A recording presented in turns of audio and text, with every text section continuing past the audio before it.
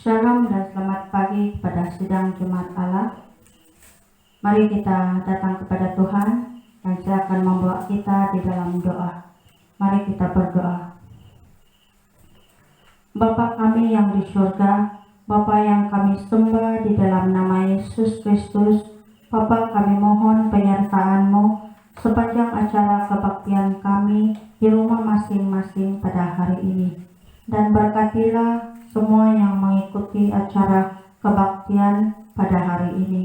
Bapa, kami berdoa, seandainya ada kuasa-kuasa kegelapan tidak senang melihat kami beribadah di rumah masing-masing, kami berdoa dalam nama Yesus Engkau hancurkan kuasanya, agar kami bebas untuk memuji, menyembah Engkau pada hari ini. Bapa, berkatilah anak-anak-Mu yang mengambil bahagian pada pagi ini, baik memimpin, main music, berdoa syafaat, khususnya menyampaikan firman-Mu. Kiranya Engkau pakai mereka, membawa umat-Mu masuk dalam hadirat-Mu pada pagi hari ini. Inilah doa kami Bapa, kami naikkan dan kami satukan hanya di dalam nama Yesus Tuhan dan Penyelamat kami. Mari yang percaya katakan, amin. Baiklah, shalom dan selamat pagi. Di sini ada panggilan berbakti yang terdapat dalam Mazmur 148 ayat 1 dan 6. Tajuk di atas, langit dan bumi pujilah Tuhan. Haleluya, pujilah Tuhan di surga, pujilah Dia di tempat tinggi, pujilah Dia hai segala malaikatnya, pujilah Dia hai segala tentaranya, pujilah Dia hai matahari dan bulan, pujilah Dia hai segala bintang terang, pujilah Dia hai langit yang mengatasi segala langit, hai air yang di atas langit.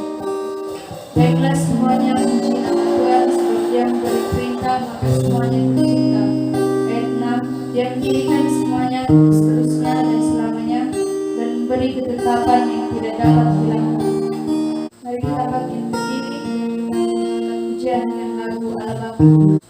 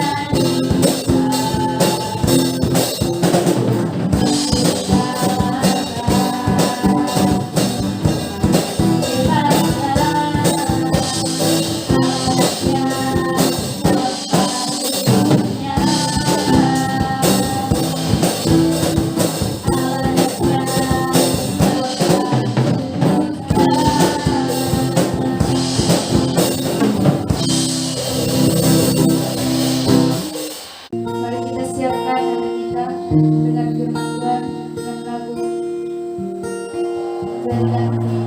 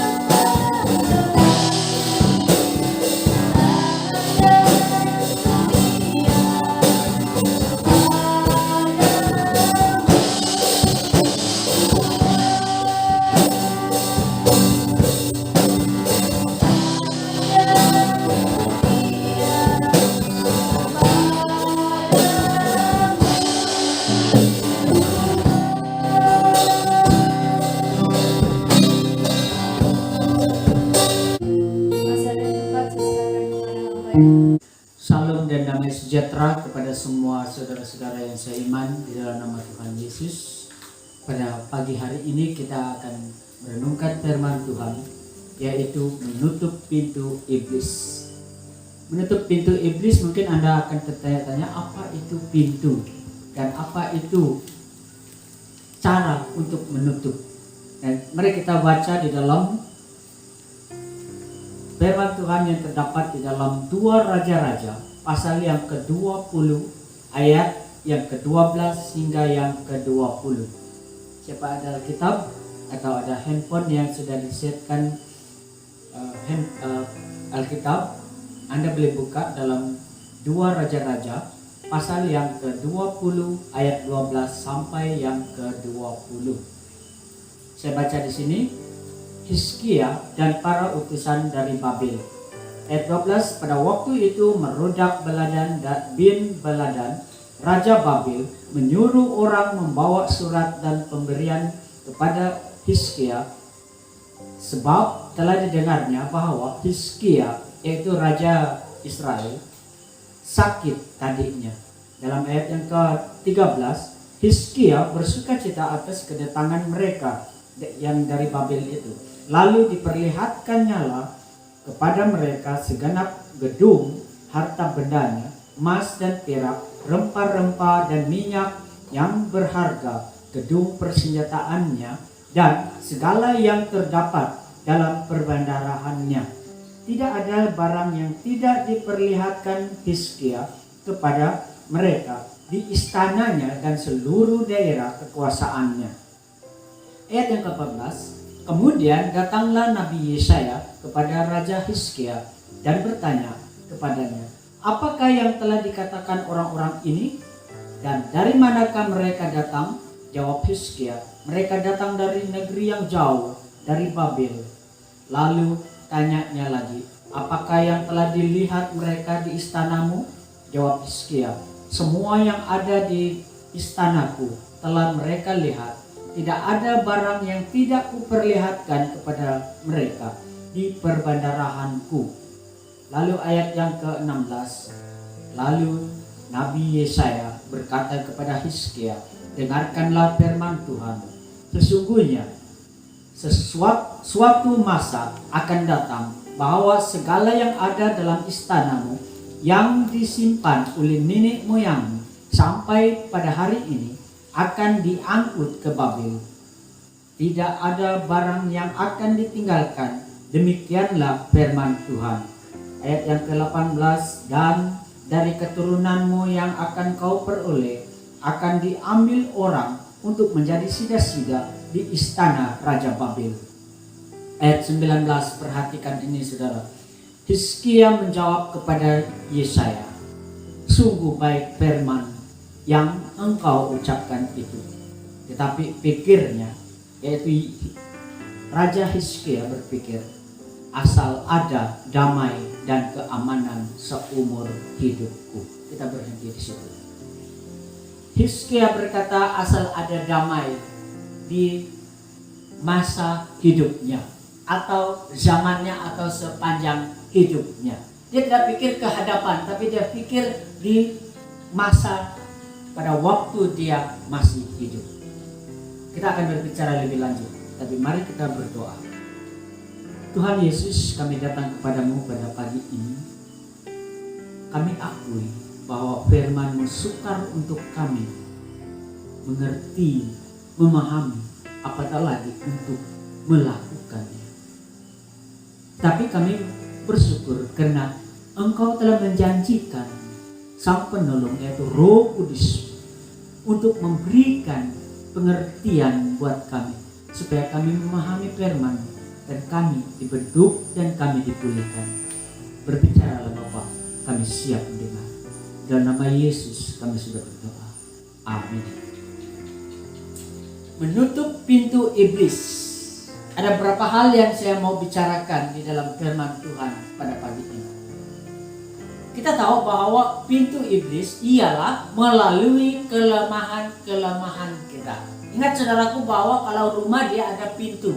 Berbagai jenis pintu yang Anda boleh pasang kepada rumah Anda. Tetapi untuk iblis, pintu yang harus kita tutup adalah kita harus sadar dulu kelemahan-kelemahan kita. Ingat bahwa Raja Hizkia adalah raja yang paling kuat ruhani.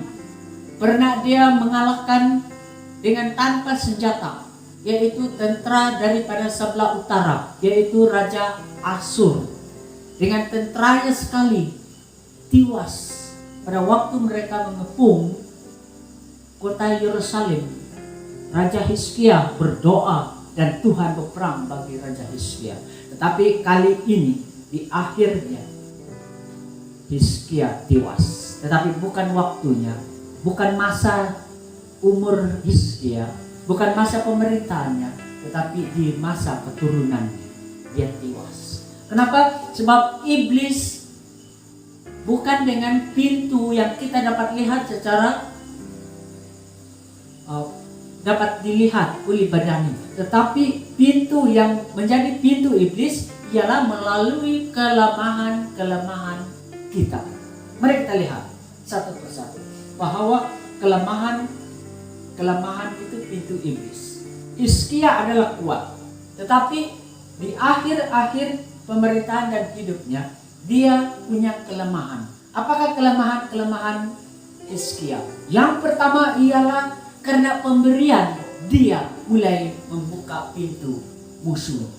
Yang kedua, karena sukacita yang sementara, dia mulai membuka pintu bagi lawannya.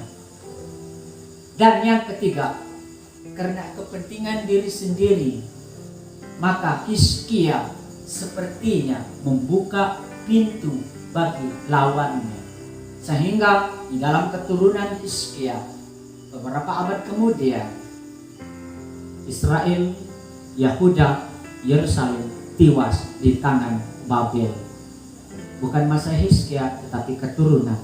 Saudaraku yang dikasih di dalam nama Tuhan, 3 kelemahan Hizkia menyebabkan kerugian bagi keturunan. Apakah 3 itu? Saya sudah sebut. Yang pertama, karena pemberian, karena sukacita sementara, karena penting diri sendiri, maka menyebabkan keturunannya menjadi mangsa. Jangan kita mau menjadikan anak kita menjadi mangsa.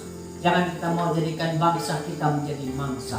Jangan kita mau menjadikan keluarga kita sebagai mangsa kepada musuh kita, yaitu iblis. Sebab itu, mari kita bertindak menutup pintu iblis. Bertindak menutup pintu iblis ialah kita perlu ingat bahwa jangan terlena dengan pemberian dunia.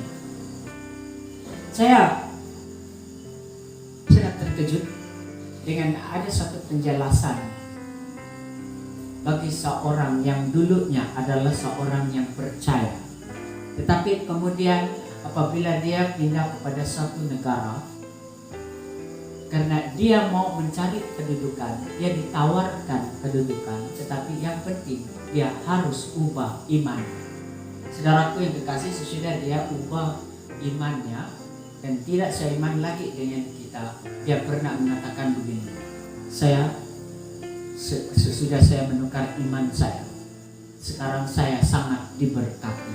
Dia berkata begitu, karena saya banyak tawaran-tawaran yang sudah datang dengan saya, dia berkata, sehingga saya sadar bahwa saya mulai diberkati dengan tawaran-tawaran yang datang kepada saya setelah saya memindahkan iman saya.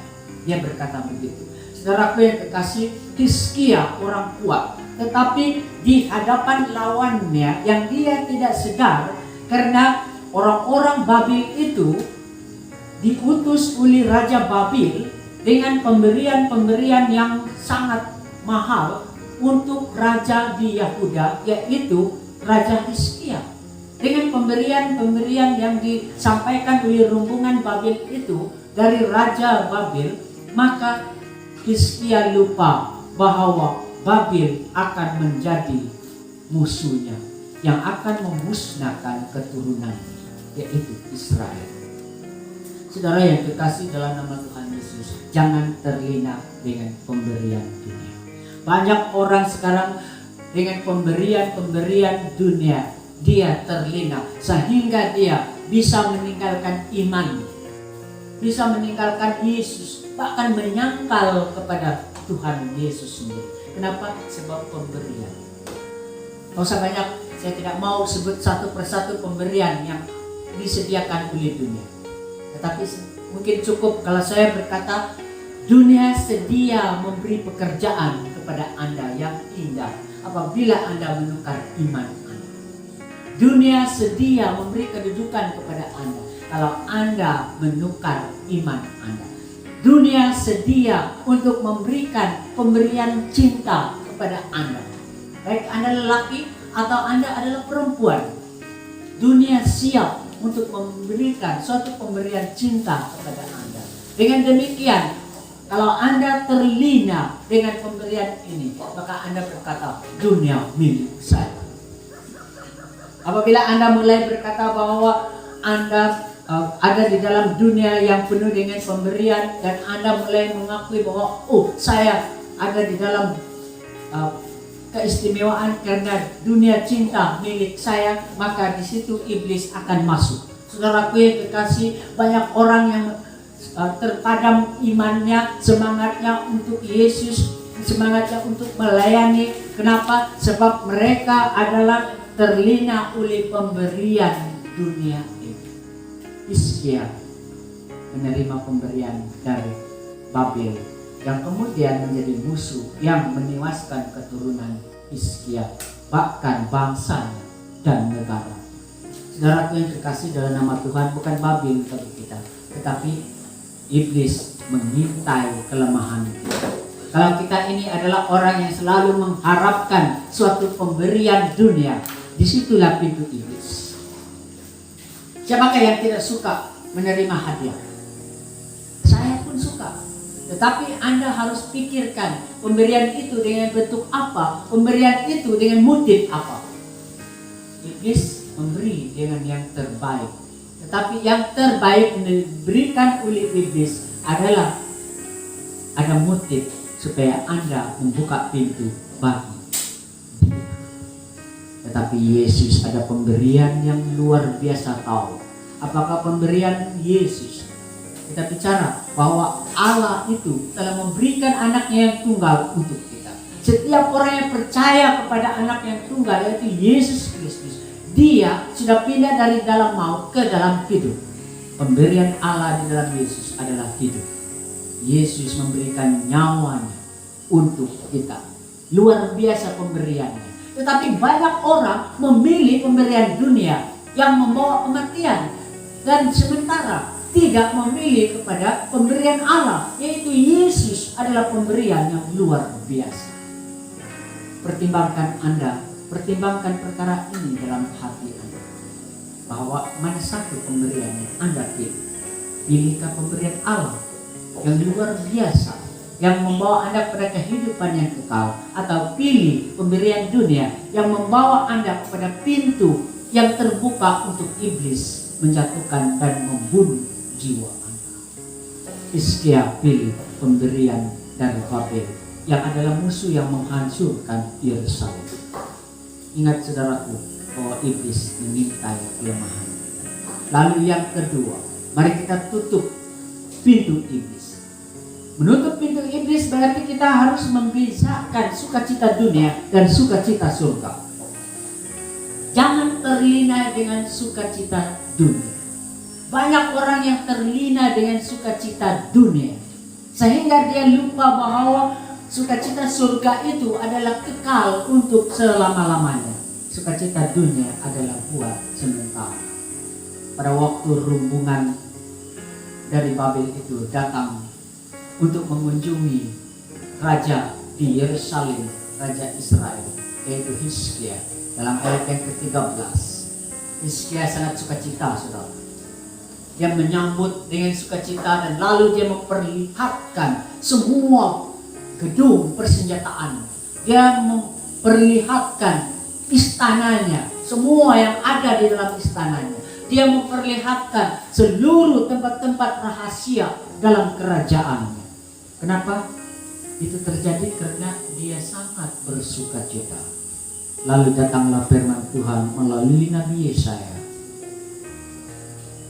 Dia berkata kepada Nabi Yesaya, bertanya kepada dia, apakah yang telah dilihat oleh orang-orang ini, dan apakah yang dari manakah mereka ini datang? Lalu Raja Hizkia dengan sukacita dunianya, dia berkata, mereka ini datang dari negeri yang jauh, yaitu dari Babel. Dan saya telah memperlihatkan semua isi istana saya. Tidak ada rahasia lagi bagi mereka. Di gedung persenjataan saya, di gedung makanan saya, di gedung semua emas, perak atau sebagainya, semua tempat-tempat rahasianya telah saya perlihatkan kepada mereka. Pengakuan Hizkia. Kadang-kala apabila kita sudah dikuasai oleh suatu sukacita dunia, saat itu kita memperlihatkan semua kelemahan-kelemahan kita kepada musuh, yaitu iblis. Semua kelemahan kita akan bongkar, semua rahasia-rahasia kita bongkar, dan sehingga iblis senang saja untuk masuk di dalam hidup kita.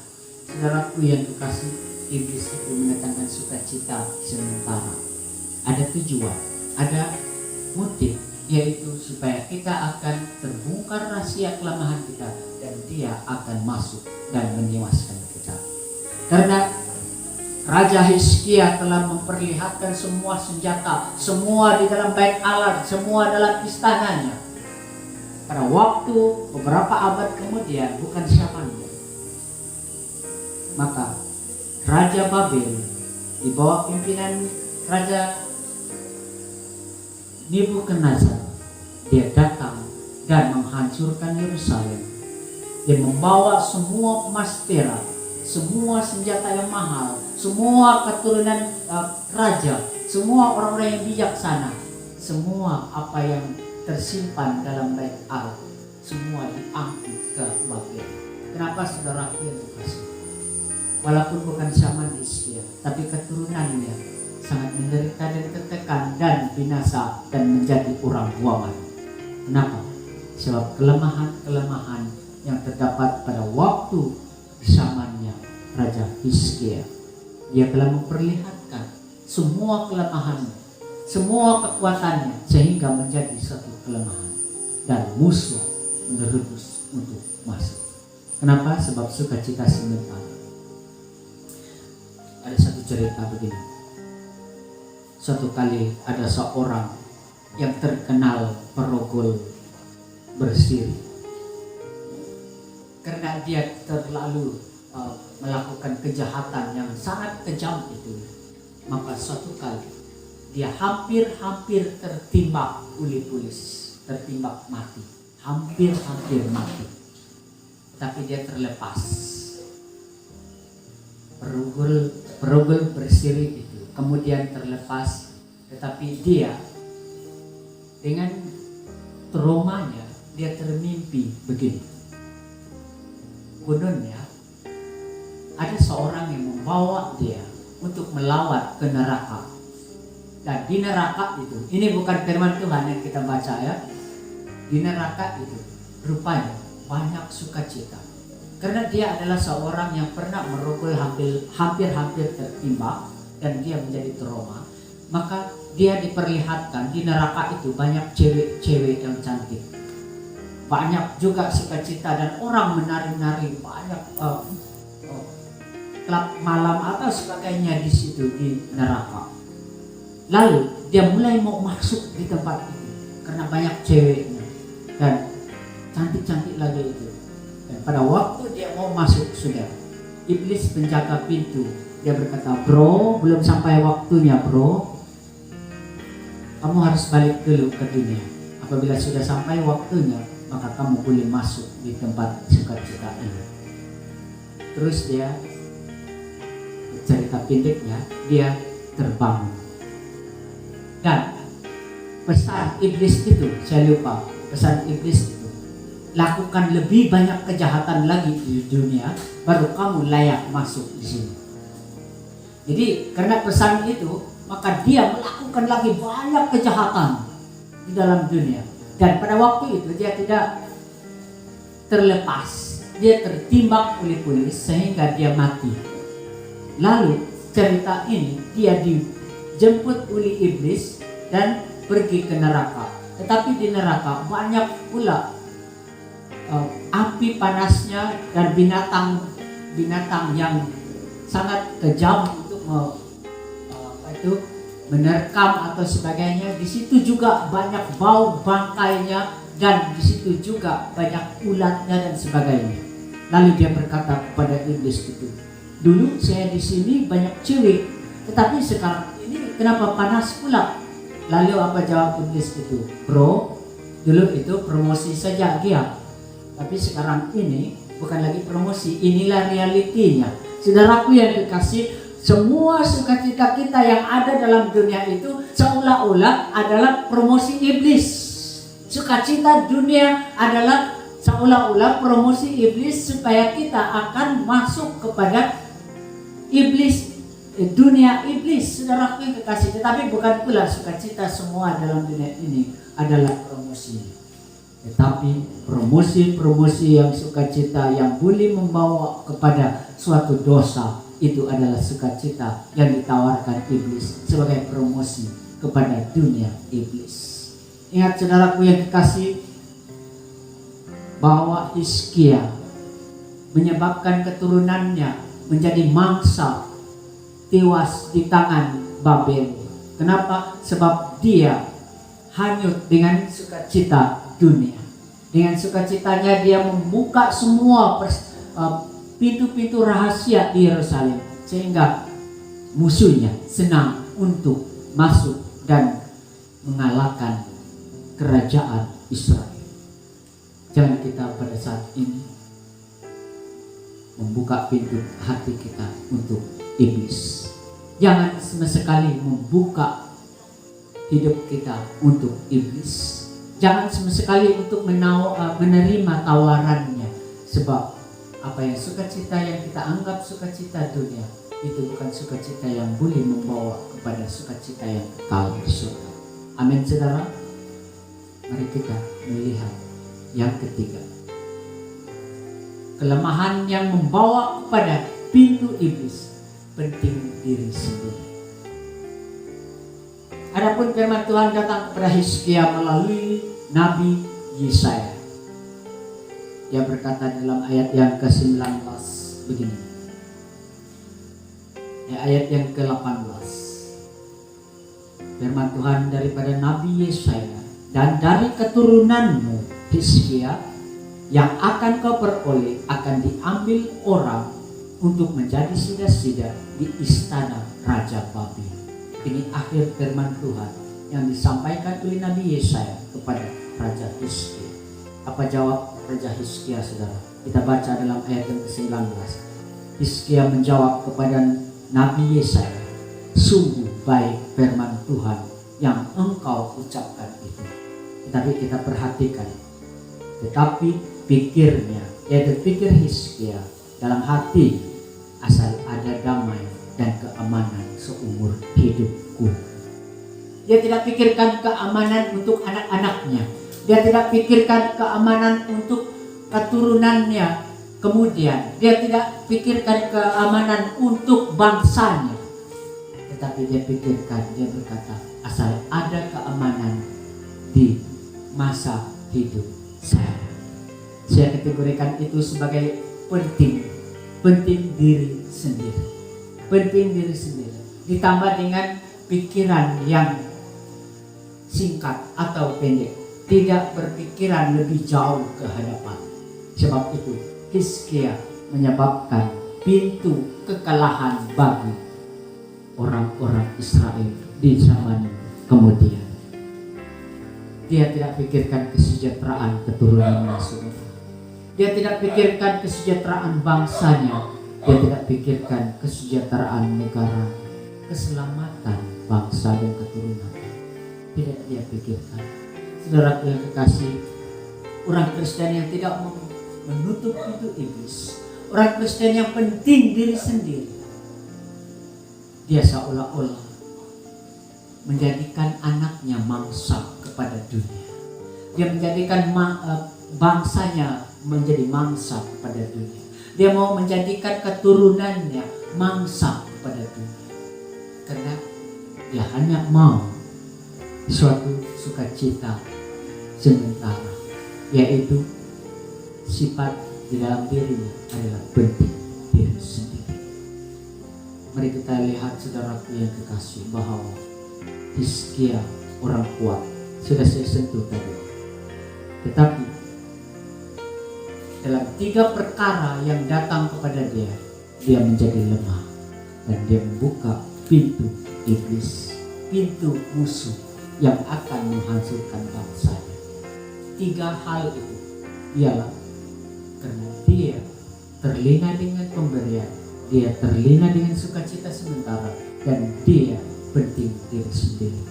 Ini pintu iblis. Mari kita tutupkan semua itu, saudara. Mari kita tutupkan dengan kekuatan di dalam Yesus Kristus. Biar semua itu akan ditutup. Ingat, saudaraku yang kekasih, kekuatan adalah melihat ke hadapan. Sentuh saudaramu yang dekat dengan Anda di tempat duduk, baik di sini maupun di rumah masing-masing. Sentuh dia, katakan kepada dia, kekuatan kita adalah karena kita melihat ke hadapan. Setiap orang, ibu bapak, adik-adik, abang-abang yang mau kuat untuk ke hadapan ialah Anda harus melihat ke hadapan. Jangan lihat pada masa kita sekarang. Lihat ke hadapan.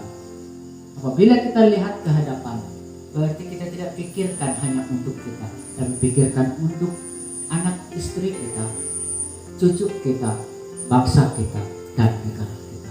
Kesejahteraan itu datang daripada iman di dalam Yesus Kristus.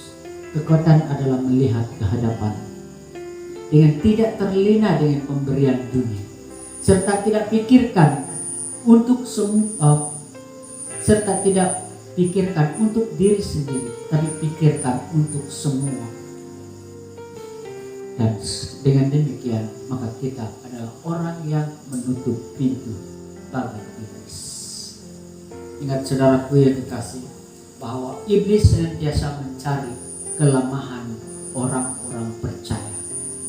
Dalam 1 Petrus pasal yang kelima ayat yang ke-8, dia selalu mengelilingi dunia ini, mengaum-ngaum mencari mangsa untuk diterkamnya, untuk menjadi mangsa. Iblis tidak pernah berhenti, dia tidak pernah cuti. Orang Kristen pernah cuti persekutuan, cuti berdoa, cuti kebaktian, cuti untuk melayani Tuhan, cuti untuk memberi persepuluhan kepada Tuhan. Ini adalah orang Kristen, banyak cutinya saudara. Tetapi iblis tidak pernah cuti. Dia mengelilingi dunia ini, mencari mangsa untuk ditelangi. Dia cari pintu untuk dia merebus masuk dan menelan mangsa. 1 Petrus 5 ayat 8. Saudara yang terkasih dalam nama Tuhan, saya mau katakan kepada Anda pada pagi ini bahwa kita lemah tapi Tuhan kuat. Mari kita tutupkan semua kelemahan kita yang menjadi pintu iblis dengan memandang ke hadapan, yaitu Yesus yang ada di hadapan. Yesus tidak pernah menerima tawaran iblis. Pada waktu dia di padang gurun dan iblis datang menawarkan kepada dia untuk kuasa seluruh dunia, dia tidak menerimanya.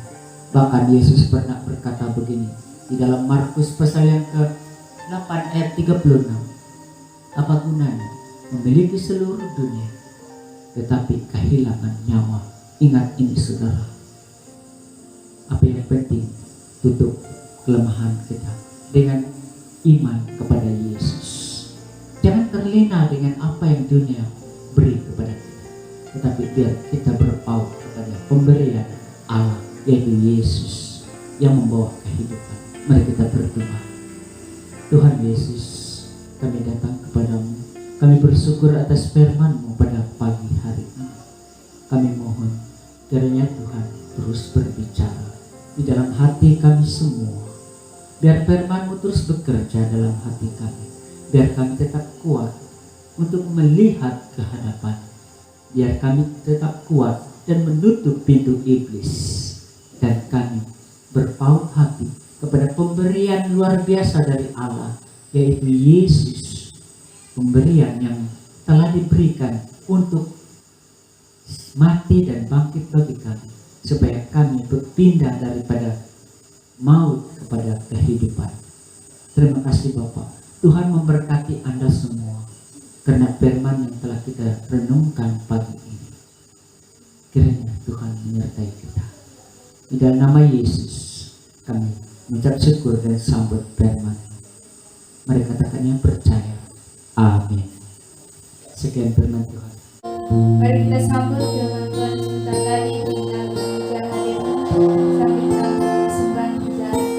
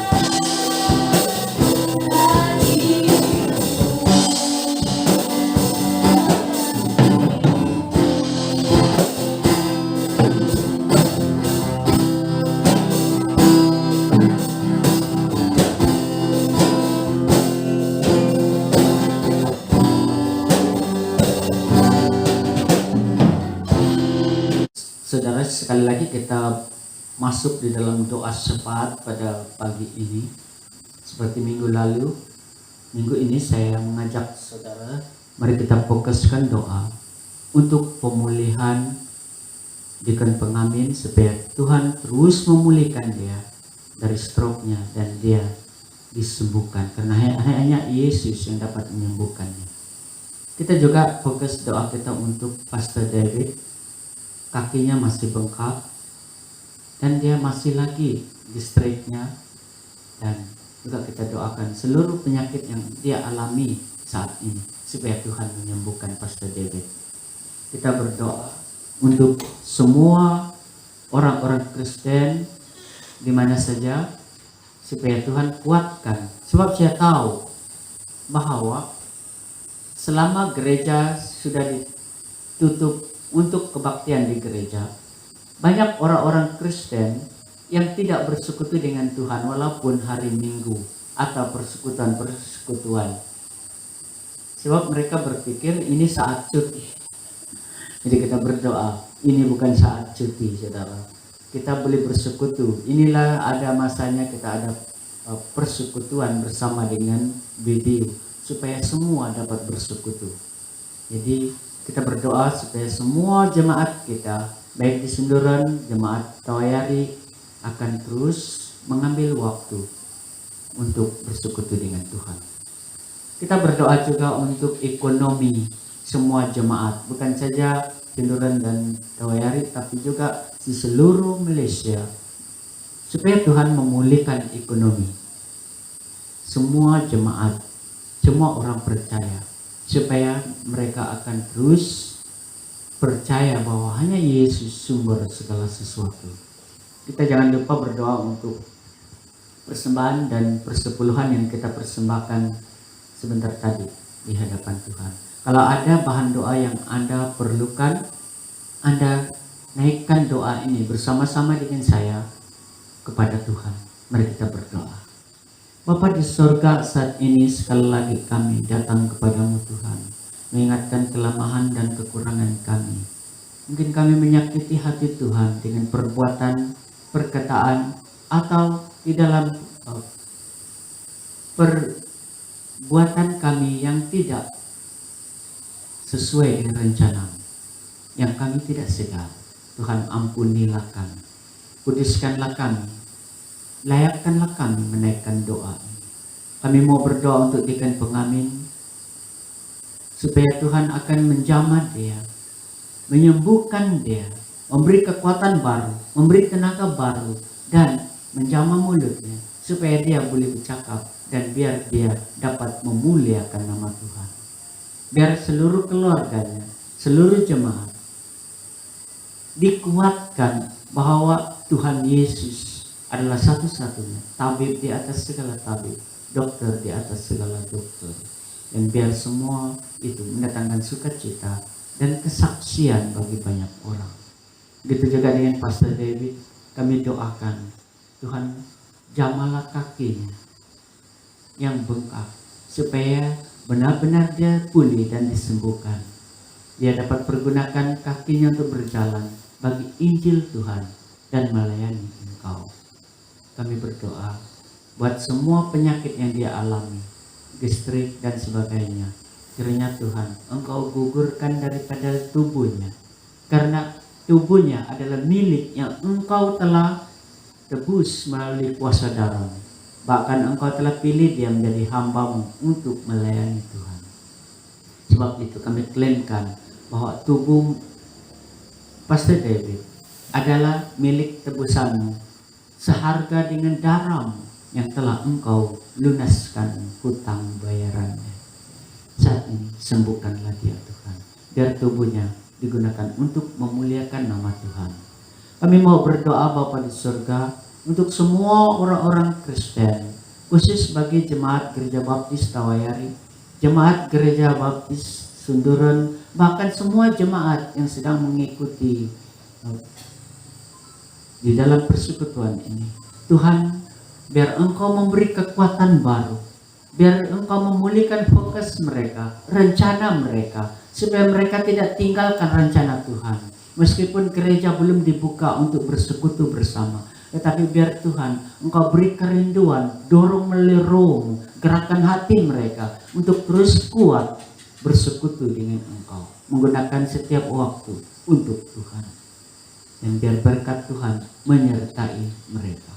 Kami mau berdoa untuk semua orang-orang Kristen, semua jemaat di seluruh Malaysia, bahkan khusus bagi Gereja Baptis Tawayari, jemaat Sunduran, kami naikkan padamu Tuhan. Pulihkan ekonomi mereka yang terjejas oleh COVID-19. Pulihkanlah pekerjaan mereka. Pulihkanlah di dalam perniagaan mereka. Pulihkanlah persekolahan anak-anak mereka dan sebagainya. Karena hanya Engkau harapan kami. Kiranya namamu dipermuliakan. Kami mau berdoa mengucap syukur atas kecukupan yang Engkau beri. Sebentar tadi kami telah beri persembahan persepuluhan. Kiranya Engkau berkenan untuk menerima dan memberkati, untuk menyokong pekerjaan Tuhan, dan berkati juga hamba Tuhan yang dipercayakan untuk bertanggung jawab atas keuangan ini, supaya mereka terus diberkati oleh Tuhan. Berkatilah setiap tangan yang telah memberikan persembahan persepuluhan ini. Berkati pekerjaan mereka, berkati persekolahan mereka, berkati di dalam perniagaan mereka. Dan biar kehidupan rohani mereka semakin bertambah, dan dalam segi jasmani mereka semakin menjadi bersinar untuk bersaksi bagi banyak orang. Bagi mereka yang kekurangan dan tidak dapat memberi pada hari ini, Tuhan berkati mereka, dan biar mereka bersama kami terus dapat menyokong pekerjaan Tuhan. Terima kasih Bapa di surga. Banyak lagi yang kami harus naikkan doa di hadapan-Mu. Tapi Tuhan sudah mengetahui semua itu. Biarlah rencana-Mu jadi. Berkatilah menurut rencana-Mu Tuhan, dan bukan kemauan kami. Terima kasih Bapa di surga. Berkat menyertai Anda dan saya, karena Tuhan pulihkan kita dan memberkati kita. Terima kasih Bapak. Di dalam nama Yesus kami sudah berdoa. Mari yang percaya katakan amin. Tuhan memberkati kita.